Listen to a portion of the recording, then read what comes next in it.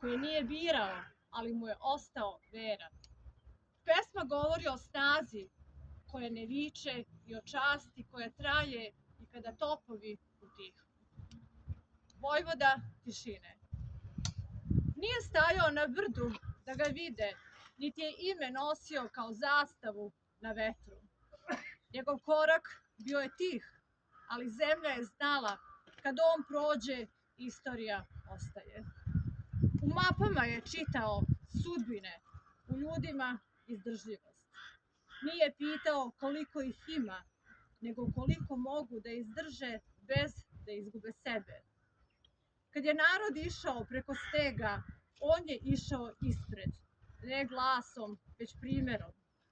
U povlačenju nije video poraz, nego način da se život sačuva, da bi se sutra vratila pravda.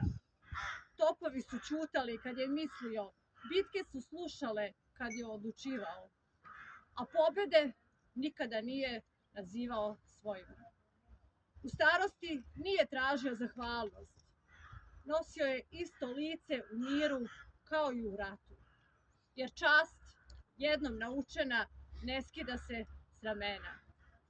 Danas kad se heroji traže u kriku, setimo se onih koji su pobedili ćutanjem. Jer država se ne brani samo oružjem, nego merom, a narod opstaje dok pamti takve ljude.